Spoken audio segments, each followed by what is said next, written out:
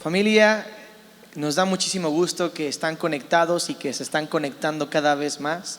Gracias por perseverar, porque estamos aprendiendo muchísimo, algo que nos va a bendecir increíblemente. Vamos a recibir entonces a nuestro director, el doctor Felipe del Castillo, al doctor Sergio Anaya y a nuestro gran amigo invitado, el pastor Ofir, con este análisis sobre la familia imperfecta de Dios. Bienvenidos, gracias por estar con nosotros, por sintonizarnos en estos días que hacemos el análisis bíblico. Anime a otros a que estén con nosotros. Está con nosotros Sergio Anaya y Ofir Peña, hablando de un tema impresionante. Bienvenidos. Gracias, pastor. Un placer. Muchas gracias, saludos a todos. La familia imperfecta de Dios. El tema habla sobre la expectativa real de que en ninguna congregación encontrarás perfección, y que realmente más bien lo que vas a encontrar es que tarde que temprano, si permaneces suficiente tiempo en una congregación, vas a encontrar un roce, una fricción, una herida con alguien que también está en proceso de mejorar o en proceso de construcción hasta llegar a la estatura de Cristo. Y hemos hablado bastante ya sobre el tema. Ya es creo que tenemos 6 sesiones antes de hoy que te animamos a ver. Están grabadas en el canal de YouTube, Trigo y Miel. Puedes suscribirte y hacer clic en la campanita. Si podemos terminar leyendo, comenzar en donde terminamos en la sesión pasada, leyendo Mateo 18:35, Sergio, y de ahí nos vamos a Efesios, Ofir. Okay. Hacemos esas 2 lecturas y hacemos un resumen de lo que llegamos la sesión pasada y arrancamos hoy. Pues bueno, dice Jesucristo, que es el que está hablando en este pasaje, dice al final de este pasaje: así también mi Padre Celestial, dice Jesús, hará con ustedes si no perdonan de todo corazón cada uno a su hermano sus ofensas. El perdón no es común. El perdón no es común. No es con otros. Exactamente, aquí habla 2 o 3 cosas que ya puntualizamos. Habla de cada uno, o sea, no es algo general, porque a veces las personas decimos, pues los perdono a todos y así en bola, ¿no? Y todo lo que me han hecho. Es como cuando nosotros le pedimos perdón a Dios: Señor, te pido perdón por todo, todo lo malo que hice. Lo malo que hice. No, espérame, o sea, ¿de qué? ¿No? Bueno, aquí también habla de cada uno, es decir, tenemos que ser muy específicos qué vamos a perdonar a cada quien, por lo que de alguna manera estamos conscientes y reconocemos que hemos sido dañados, lastimados, heridos, lo que sea, ¿no? Y habla también a sus hermanos, es decir, donde más Jesús enfatiza es en el cuerpo de Cristo. No dice al vecino, no dice al impío, al inconverso, que también obviamente lo involucra, pero específicamente en este pasaje Jesús está haciendo referencia a que sea un perdón a cada uno, pero que sea en especial a los hermanos, a los de la familia de Dios, los familia de la fe, y habla específicamente sus ofensas, ¿no? Las que sean, como Pedro en este mismo pasaje le preguntó, ¿no? ¿Cuántas veces debo perdonar a mi hermano? Hasta 7, y Jesús le dice, pues hasta 70 veces 7 y diario, ¿no? Entonces, y no fue literal de 490. Sí, no. Es una forma de decir que es infinito la cantidad de veces que tenemos que perdonar, pero sobre todo lo increíble es que la Biblia, si Dios pensara, Felipe, Ofir, que no vamos a ser ofendidos o lastimados en la iglesia, claro, no hubiera puesto ese pasaje, no hubiera enfatizado que era, claro, con los hermanos con quien teníamos que aplicar más profundamente el perdón, porque como decía Ofir en la sesión anterior, y es verdad, las heridas más profundas son de las personas más cercanas a nuestro corazón, claro. Y en este caso la familia de Dios es después de la familia física, que en algunos casos no lo es, pero normalmente si lo fuera, sería la familia espiritual donde más nos pueden herir después de la familia física. Y entonces no se trata de una acción de perdón, sino de una actitud de perdón.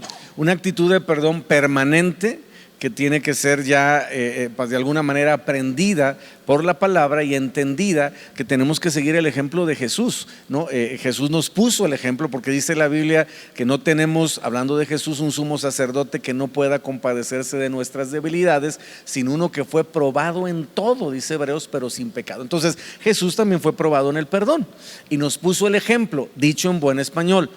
Dios, o en este caso Jesucristo, no nos está pidiendo que hagamos algo que Él mismo no vivió y obviamente enfrentó durante su tiempo en esta tierra, ¿no? Entonces, parecernos a Jesús incluye el aprender a amar por medio de la expresión máxima, que es precisamente el perdón. Y ahí es donde entra esta sesión, este nuevo tema de esta sesión sobre amar, que generalmente todos entendemos amar como algo romántico, algo que yo siento, algo que me hace sentir mariposas, y aquí Jesús está hablando totalmente de otra cosa.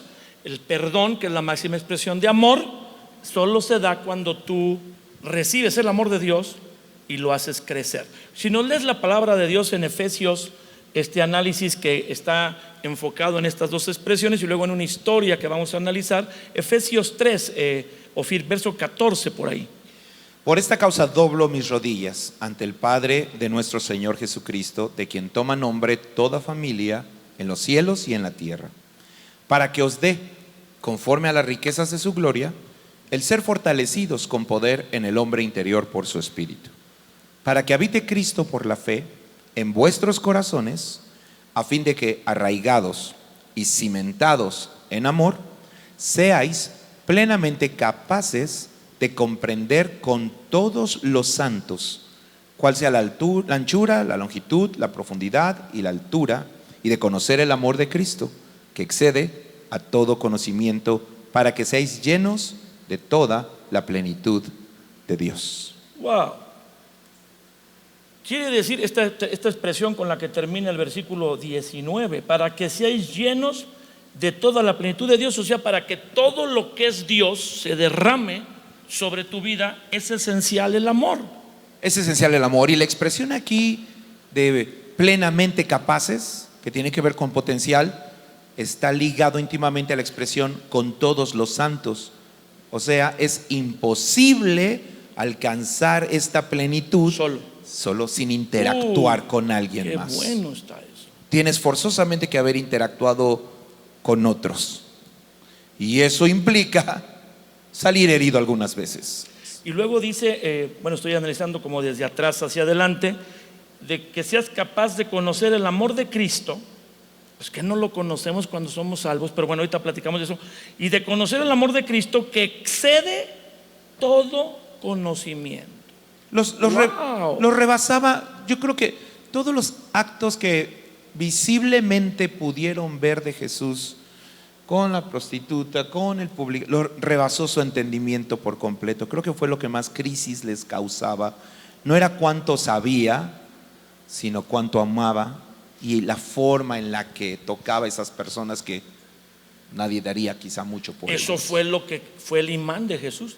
Los fariseos sabían de memoria 5 libros de la Biblia, si no, no podían estar como fariseos. El Pentateuco, la ley, Génesis, Éxodo, Levítico, Números, Deuteronomio. No era el conocimiento, ellos tenían el conocimiento, pero dice la Escritura aquí por palabra del apóstol Pablo, que el amor de Cristo excede. No que no sea necesario el conocimiento, ¿verdad, Sergio? Porque dirigimos una universidad, sino excede. O sea, si tú puedes escoger entre amar y aprender más, pues, o sea, no es que no quieras aprender más, pero el testimonio de tu fe en Cristo es amar, no conocer, ¿cierto? Cierto, por supuesto. Sí, hay gente que tiene la cabeza muy grande y el corazón muy pequeño. ¿No? Y la corona no tiene que ver con esta, se pone de acuerdo a la medida de aquí, no a la medida de acá. No tiene que ver con los títulos o logros meramente. Y es que pareciera que este pasaje, en esta porción que estamos analizando, fuera una paradoja, porque dice la Biblia, o sea, nos da una instrucción, ¿no?, de conocer el amor de Cristo que excede a todo conocimiento.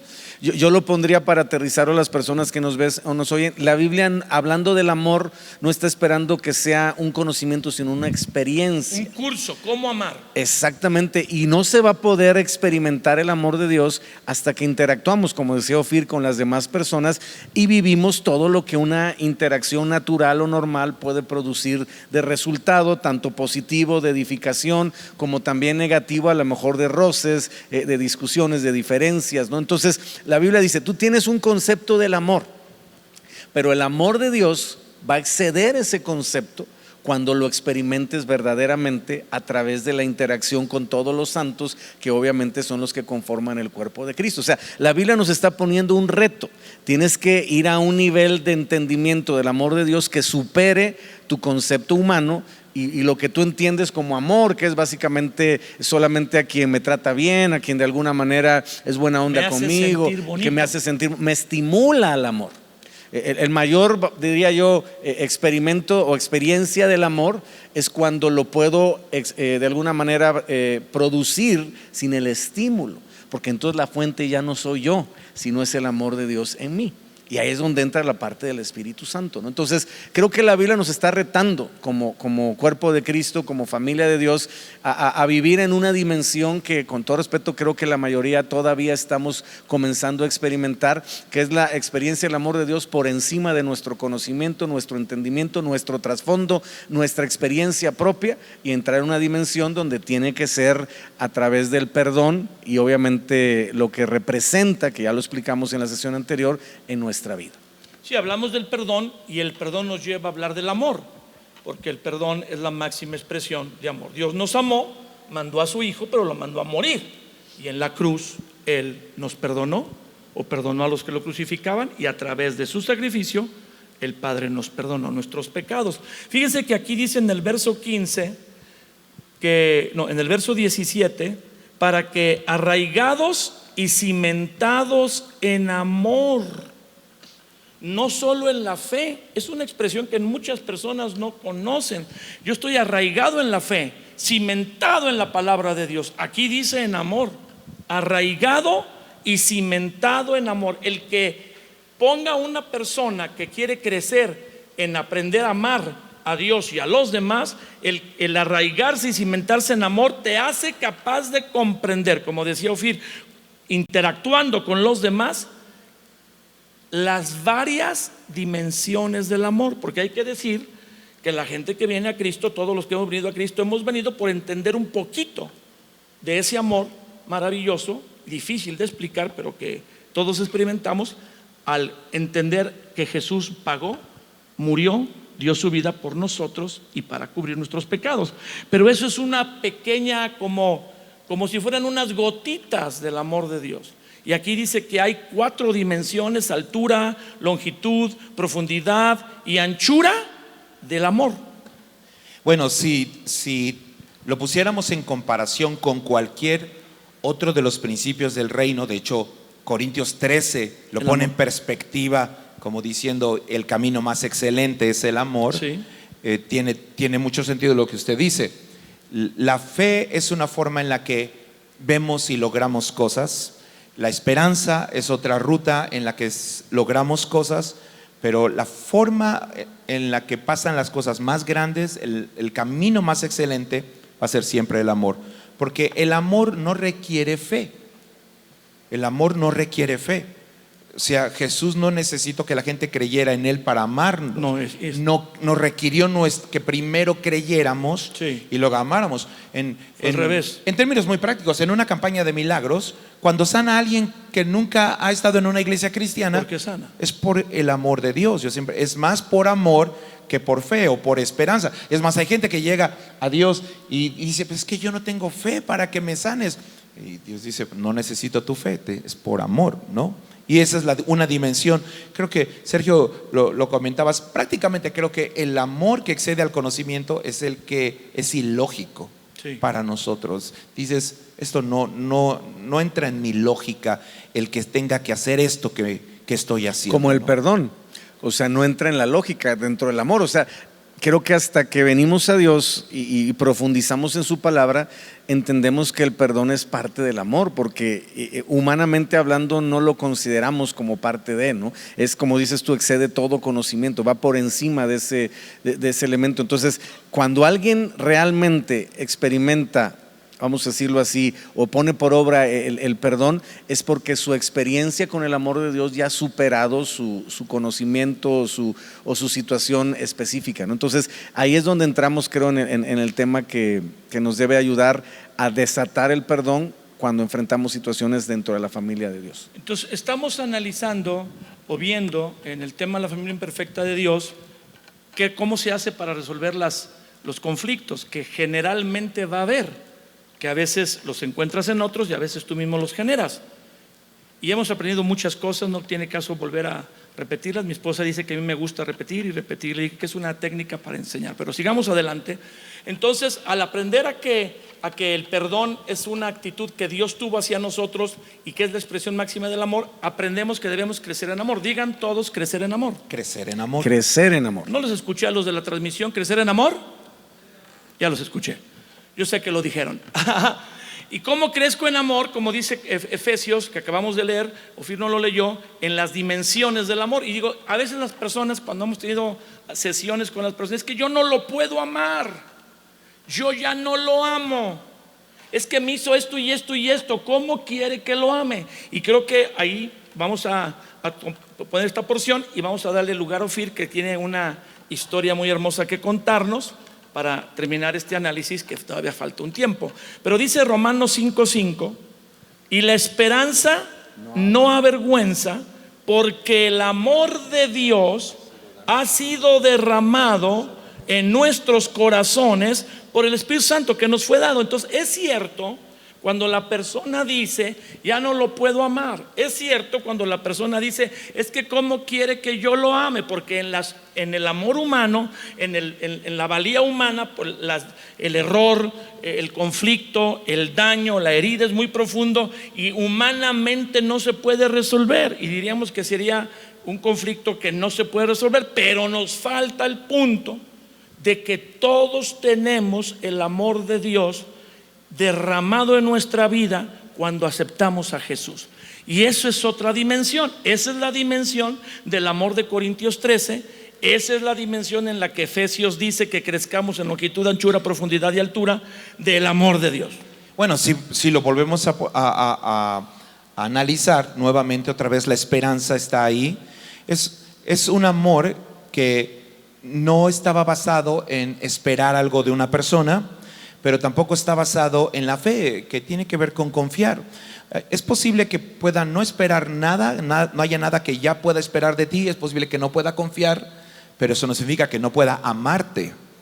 El perdón me permite amarte, aunque a lo mejor no vuelvo a prestarte dinero porque todavía no eres confiable en esa parte, porque es un tema de carácter y de disciplina.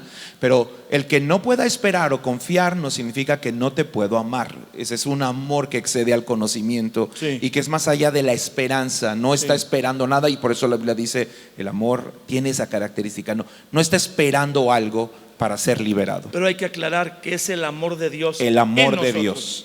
El amor de Dios. El nuestro no nos alcanza. Entonces, para cuando la persona dice no puedo amarlo, le podemos decir, sí, tu amor no puede, pero acuérdate que te ha sido derramado el amor. Entonces busca en el amor de Dios esa fuerza, sí, ese andar en el Espíritu para que decidas amar, y entonces el Dios te empieza a ayudar. Es que esa es la clave. La fuente del amor que la Biblia está hablando no es el hombre. Es correcto. Es que hay que aclararlo, porque las personas dicen no me alcanza, como decía Ofir. O sea, el amor humano, ya sea el fileos, ya sea el astorges, ya sea el eros, no es suficiente para el perdón, y mucho menos para mantener la decisión de amar. Porque está enfocado en las emociones, en los estímulos que recibo en las emociones, que de alguna manera me activan o me motivan a seguirlo manifestando. Pero el amor de Dios, como vemos ahí en Corintios, no requiere ningún estímulo.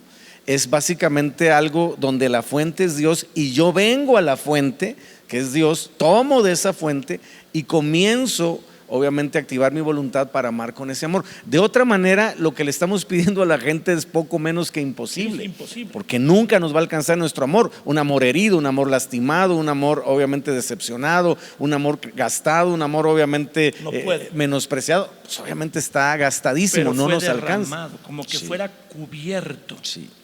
Tiene que ser el amor de Dios, y tiene que ser, como vimos desde la sesión anterior, por medio del Espíritu. Sí. Por eso conectamos con lo que vimos en Gálatas, ¿no? Que tiene que ser el deseo del Espíritu, no el deseo de la carne, porque las emociones también son carne. O sea, y eso es algo que a veces la gente no identifica, no piensan que las emociones son espíritu. Yo siento, solo cree y es que Dios, los deseos ¿no? malos o pecaminosos son de la carne. No hay emociones negativas. Exactamente. Entonces, aquí estamos hablando de la base, el fundamento del amor, que viene por el Espíritu de Dios, que el fruto del Espíritu, el primer fruto del Espíritu, dicho en Gálatas 5, es el amor.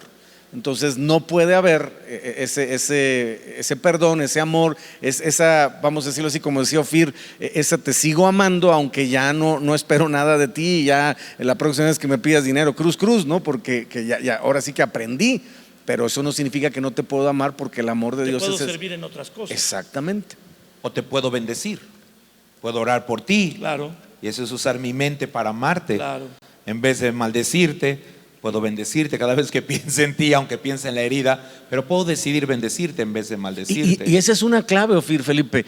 En lo que me ha tocado a mí ministrar a mucha gente cuando por la puedes cuestión del bendecir al perdón, que te lastimó. mucha gente cuando ya perdona, después viene otra vez el enemigo a quererle decir, no, hombre. Y yo he visto con la gente, cuando aplicas ese principio que Jesús dijo, bendice, cuando venga, y eso lo digo para las personas que nos están viendo, la sensación de que otra vez te atoras. Háblalo. Cuando ves a la persona, empieza a bendecirlo. Sí, sí. Te estás bañando y Cierto. empiezas a acordarte que te hizo, empieza a bendecirlo, a bendecirlo, a bendecirlo. Y el enemigo va a huir, tiro por viaje, porque el principio espiritual es claro: bendice a los que te ultrajan, Estás a los que aplicando la te palabra. hieren, a los que no, y entonces te estás blindando de volver a activar el dolor, el resentimiento y todas esas cosas que dañan específicamente nuestra alma y nuestra comunión con los demás. Creo que otra dimensión de este amor del que están hablando, que es en realidad profundo, tiene que ver con aquel pasaje de la Escritura de colocar ascuas de fuego sobre su cabeza, Sí. que en mi opinión es la expresión de amar con las fuerzas, o ama con todas tus fuerzas.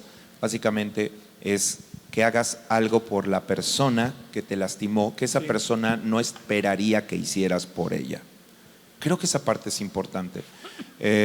La versión mexicana de ese versículo es dar cachetadas con guante blanco. Ok.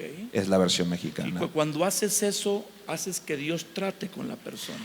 Entonces ellos esperarían que tú les trataras con desprecio, pero en realidad tomaste alguna acción específica que requirió tus fuerzas, y ellos son bendecidos y dicen: ¿por qué está haciendo esto por mí cuando yo sé que todo lo que ha pasado?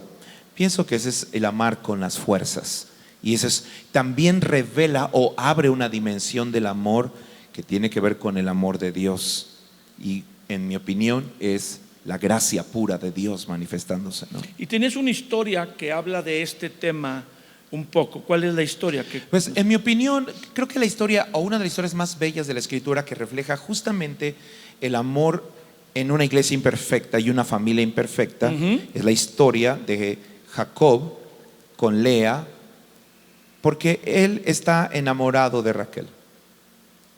Para él, Raquel es la mujer perfecta.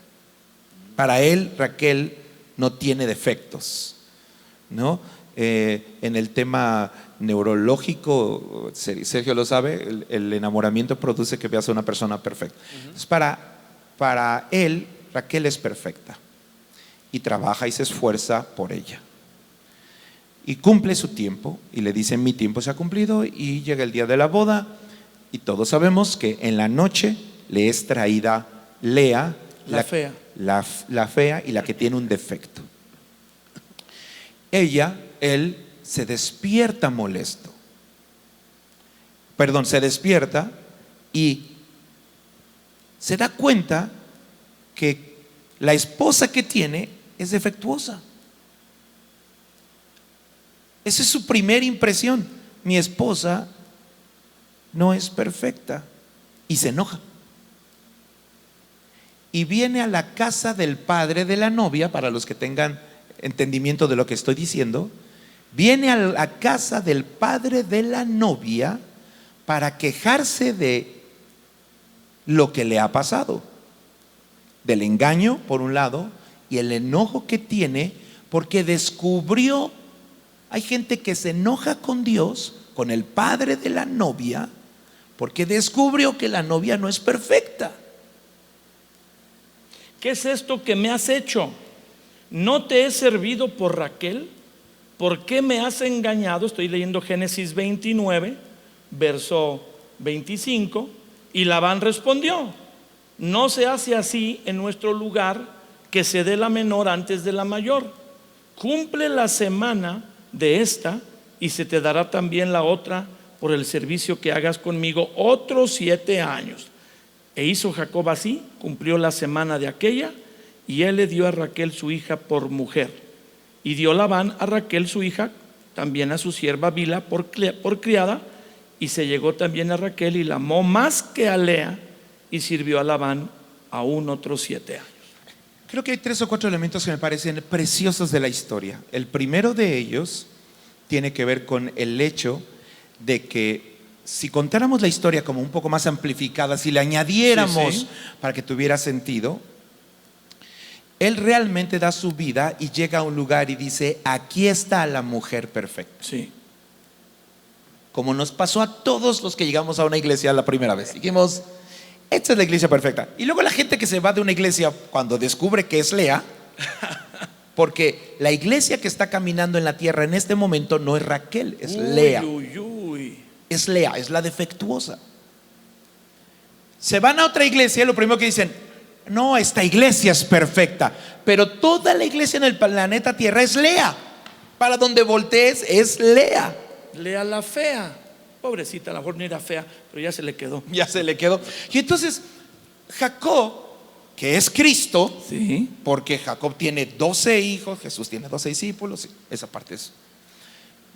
Viene enojado Jacob, como muchos de nosotros. Nos enojamos con Dios porque a través de la herida de alguien en la iglesia descubrimos que esa iglesia no era perfecta. No era lo que yo pensaba. Pensamos que era Raquel, Sí. de la que nos enamoramos, Sí. de la que nos abrazó cuando llegamos, de la que nos dio la bienvenida, del pastor que nos dio una consejería padrísima, de la alabanza que estuvo preciosa, de la atmósfera salimos diciendo, esta es Raquel. Sí. Pero cuando pasa el tiempo, 7 años, descubrimos que no es Raquel, que es Lea. Uy. Nos enojamos con Dios, es nuestra primera reacción. Entonces, él viene a la casa del padre de la novia. Raquel está presente detrás de la cortina. Sí. Me estoy dando un permiso literario. Atrás. Y él está diciéndole, no, ya ves, la iglesia no es perfecta. Se está enojando con Dios. Tiene 2 opciones. Decir hasta aquí. Ya me voy y me quedo con... Ya me voy y dame ¿No? mis canicas. Y Labán le dice, el amor que excede a todo conocimiento. Le dice, mira, ¿trabajarías otros 7 años? ¿La amas lo suficiente para trabajar otros 7 años por ella? Amarás al Señor con tus fuerzas y con tu mente. Este es el punto que me parece significativo y que encierra, en mi opinión, una joya para nuestra vida. En realidad, la más ganona de esta historia es Lea. Porque Pues sí, 14 años con ella, 7 años en lo que le dan a la otra. por un lado está Raquel atrás de la cortina, mientras el padre y el hijo están teniendo una discusión, o Jacob y Labán, Sí. el yerno, perdón. ¿Amarías, trabajarías y seguirías trabajando por Raquel? Él dijo sí. Pero por el otro lado está Lea la defectuosa diciendo, ¿qué va a hacer Jacob conmigo cuando regrese? Porque se fue enojado. Que me cambiaron, que yo soy otra. ¿Cuántos chicos habían intentado pedir a Lea? Lea es una mujer que nadie nunca fue a pedirla. Y le tocó quizá ver un desfile de muchachos que pedían a Raquel Y no hay, y nadie preguntaba por ella. válgame Dios. En realidad, el amor cubre multitud de pecados y multitud de defectos. Cuando Jacob regresa, seguramente Lea le ha de haber preguntado, ya sé que soy defectuosa, ¿qué vas a hacer conmigo? Y Jacob le dice, contigo voy a tener hijos, vas a vivir conmigo el resto de tu vida. Y gente como Judá, que significa alabanza, Viene de ahí. viene de Lea. Jesús. Al final Jesús viene de Lea, no de Raquel. Al final, algunas de las cosas más hermosas que vamos a ver en la iglesia van a salir de la gente más defectuosa de nuestra Ay, iglesia. otra vez, por favor, que yo estaba acá con Anaya sorprendiéndome. Que a veces algunas de las cosas más hermosas que la iglesia, que vamos a ver en la iglesia, van a emerger de la gente más defectuosa de nuestra iglesia. Qué barbaridad. De las Leas que caminan entre nosotros. En realidad, no es la historia de Lea y la historia de nuestra iglesia, es la historia de Cristo. Porque Cristo vino, dio su vida, lo dio todo, pasó todas las que tenía que pasar por nosotros, murió en la cruz y cuando resucitó y se plantó frente a nosotros, lo primero que se topó fue con un joven llamado Tomás que no creyó, un Pedro que se había ido a pescar, se dio cuenta que no era Raquel, que era Lea, y que nosotros la iglesia somos Lea, somos defectuosos, que le seguimos, nos enojamos con Dios y dejamos de orar, y nos falla una persona, dejamos de congregarnos, y Dios no responde y dejamos de diezmar, y somos Lea, muy Lea. Pero Raquel se va a casar con Jacob, así que hay dos bodas.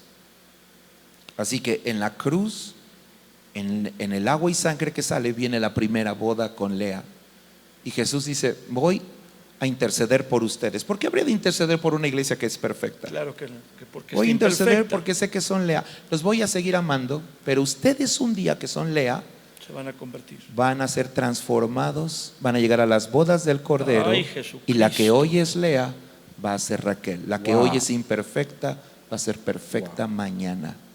Entonces, la moraleja es: ama a Lea, que tarde o temprano se va a convertir en Raquel. Podríamos decir, perdón que interrumpa, que la gente se decepciona porque viene a la iglesia buscando una Raquel y encuentra una Lea. Es lo que dijo. Entonces creo que eso es muy importante, que nosotros que Porque estamos está en la viendo- Biblia, ¿verdad? Y Ahí nadie está en la no Biblia, hemos visto ahí esa- está. Yo esa estoy así como, ese mira, así, paralelismo. así estoy de. Sí, déjame limpiarte la varita. Gracias. Porque es verdad, mucha de la decepción está en esa expectativa irreal que tenemos es de venir a correcto. la iglesia buscando perfección, buscando obviamente una Raquel, que esa la vamos a encontrar en el cielo. Y sería muy bueno que la gente que nos está viendo oyendo entendiera, esa iglesia perfecta que tú estás Sí, buscando, vas- sí existe, sí. pero no está aquí en la tierra. La vamos a tener en las bodas del Cordero, lo que dice Apocalipsis 19, en el cielo. Aquí tenemos que ser, por eso la Biblia habla de perfección, estamos siendo perfeccionados. La senda del justo es como la luz de la aurora que va en aumento Y hasta que el perfeccionado día es es madurado. Entonces Jesús nos habla de ser perfectos, la perfección, vamos adelante a la perfección. O sea, la Biblia entiende el concepto perfecto no como sin errores, sin fallas, sino como algo que está siendo tratado de manera Perfectible. completa. La palabra perfecto en la Biblia, en Mateo 6:45, donde Jesús dice: sean perfectos como su Padre es perfecto, no se equivoquen, no fallen, no cometan errores, sean infalibles, sean completos. Cuando una persona decide dejar que Dios trate con su espíritu, su alma y su cuerpo, como dice Tesalonicenses 5:23, y todo nuestro ser, o sea, dice la Biblia que el mismo Dios de paz lo santifique por completo, y todo nuestro ser, espíritu, alma y cuerpo, sea guardado irreprensible hasta la venida de nuestro Señor Jesucristo. Entonces estamos siendo perfeccionados hasta que Cristo venga, y parte de Sí. ese perfeccionamiento está en nuestra función en el cuerpo de Cristo, en la iglesia de Jesucristo, En crecer en ese amor. y crecer en ese ambiente imperfecto de Sí, la iglesia amando. hasta que lleguemos a esa perfección. Pero esa, vamos a decirlo así, graduación de la perfección no va a ser en esta tierra, va a ser hasta que lleguemos al cielo, y mientras tenemos que aprender a trabajar con esa diferencia. Te vi que estabas acá haciendo toda la forma de expresarlo. Estabas pensando en cómo expresarlo, porque cuando hablaste de que Judá viene de la relación de Jacob con Lea, de ahí viene Jesucristo. O sea, la salvación a la humanidad no vino por Raquel, vino por Lea la fea. ¡Ay, jole! Porque lo que hace que el mundo sea salvo No es la perfección de la iglesia. es ver a un hombre imperfecto como cambió, Claro, sí. ver a un drogadicto amado por Dios, ver a un amado por Dios. Vernos perdonar. Sí. Pero ¿cómo lo perdonó? Por lo que él hizo. Ven ese reflejo de Dios al perdonar, no al decirles nunca nos hemos peleado. Lea dijo cuando nació Judá, dijo: Dios ha quitado mi vergüenza y por eso voy a alabar al Señor. Quizá cada vez que empieza la alabanza y la adoración es decir: gracias porque me amas aunque soy Lea. Y eso es un amor que excede a todo conocimiento. Porque Dios podía haber decidido que Jesús viniera de Raquel. José vino de Raquel, Efraín vino de Raquel. Pero no, Jesús viene de la tribu de Judá, que viene de Lea. Que La viene- que no amaba pero qué amor. Ahora, hablando de un hombre, no hablando de la belleza de la mujer, pues el hombre ama a la mujer hermosa, el amor para los hombres es visual, pero cuando tienes hijos, pues tú agradeces a la madre de tus hijos, ¿verdad? Muchos esposos les oigo decir, entre ellos tú, que la madre de mis hijos, y pues esa es tu esposa, ¿no? El Claro. hombre está agradecido porque ella se brindó. Es que los hijos son el fruto del amor, ¿no? Y obviamente es parte de lo que valida una relación, el que sea fructífera, ¿no? Así nos mandó Jesús a hacer, sean fructíficos, o sea, fructificar nos habló. Entonces, el amor no va a poder ser real hasta que no tiene un fruto. Uno de esos frutos es el perdón. Y otro de esos frutos es el aprender a amar lo imperfecto, Sí. porque eso requiere una decisión, no tanto un estímulo o una motivación. Entonces Dios nos mete a la iglesia, estamos cerrando, para amar como Él ama.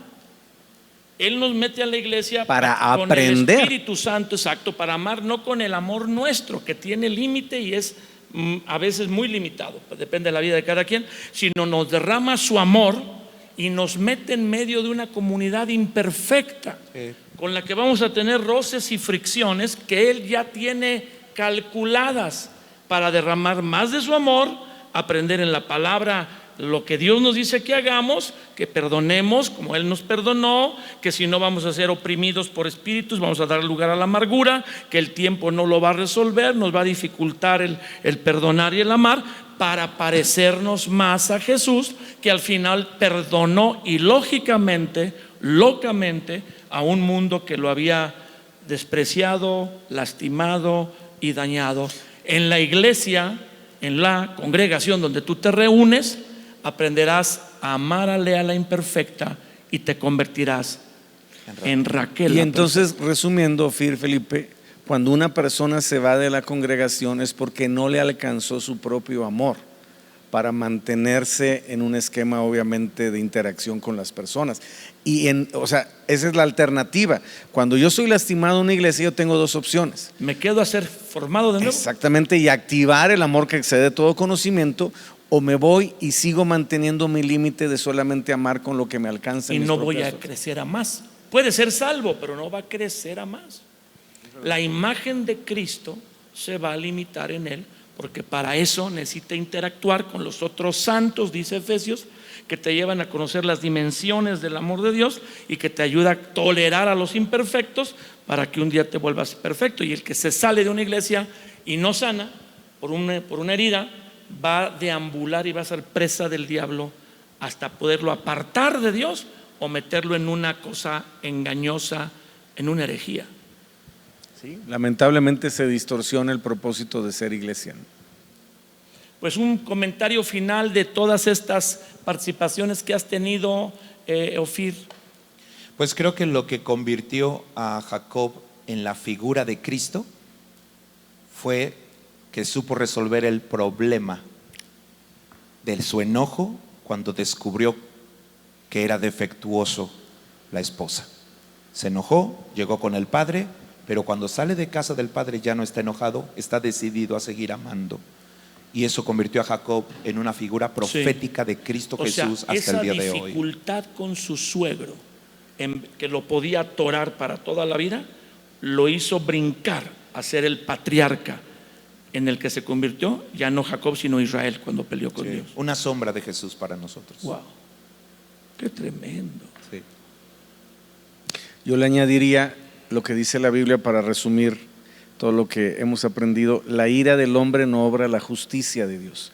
Y entendiendo justicia como lo que hablamos en el programa anterior, Hacer lo lo correcto. correcto. Entonces, si yo estoy actuando por enojo, que era la alternativa de Jacob, Jacob estaba enojado, justamente, o sea, Sí, le dieron le gato habían por visto liebre, la cara eso de no turista, se hace, ¿no? O sea, no lo se toluquearon, ¿no? Entonces, tenía el derecho de enojarse y tenía el derecho de rechazar a Lea.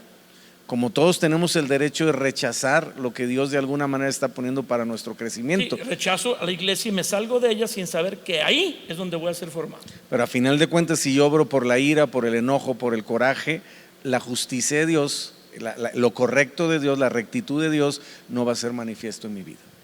Si usted está en una congregación, siga ahí. Va a pasar por procesos de conflicto y heridas que, si se vuelve a Dios, busca en la palabra esta directriz que hemos compartido estas sesiones, las puede revisar, todas las sesiones, no nomás esta. Aprenderá cómo enfrentar el conflicto, cómo recibir el amor de Dios y ejercer el perdón. Recuerde que tal vez lo hieran, no es nuestro deseo. De todo corazón yo le deseo que tarden en entrar en un conflicto, que alguien le desanime, le sea tropiezo, lo dañe, pero ahí acuérdese de esto y decida quedarse para ser formado por Dios, para aprender a amar a los imperfectos como usted y yo somos, para que un día Cristo más sea formado en usted, en mí, y un día lleguemos a agradar a Dios. Si usted nos está sintonizando por primera vez, dígale a Dios que quiere recibir su amor y haga esta oración conmigo. Diga: Señor Jesús, vamos, repítala conmigo. Señor Jesús, yo sé que soy imperfecto y que en muchas ocasiones mi amor personal humano no ha sido suficiente para enfrentar las heridas, el dolor que me han hecho los que me han lastimado. Pero hoy escucho tu palabra y cambia mi perspectiva. Dígale a Dios: Jesús, te invito a mi vida. Vamos, dígaselo en voz alta: Jesús, te invito a mi vida. Tú que moriste por amor en la cruz y moriste por mis pecados, reconozco que mi falta de perdón es pecado, reconozco que mi amargura es pecado, reconozco que mi coraje, mi envidia es pecado, y te pido que me perdones, que ese sacrificio que hiciste, tu sangre preciosa me limpie. Te lo pido de todo corazón, que vengas a mi vida y me llenes de ese amor que hoy escuché que tú derramas en el corazón de los que te rinden su vida y te aceptan como Dios, Señor y Salvador. Sálvame de esta condición que tengo, perdóname, y de este día en adelante dirígeme. Te lo pido de todo corazón, Jesús. Sé mi Dios, sé mi Señor, y no me dejes. Amén. Pues muchas gracias a todos ustedes que nos sintonizan. Pase la voz. Los miércoles son poco menos que espectaculares con esos análisis bíblicos. Tome notas, cheque los que usted no ha leído, no ha visto, no ha estado conectado. Y bueno, vamos a lo que sigue. Vamos a ser parte de lo que Dios está haciendo, y hasta la próxima. Gracias, Ofir. Gracias, Sergio. Hasta la próxima. Les dice la ovejita negra. Hasta la próxima.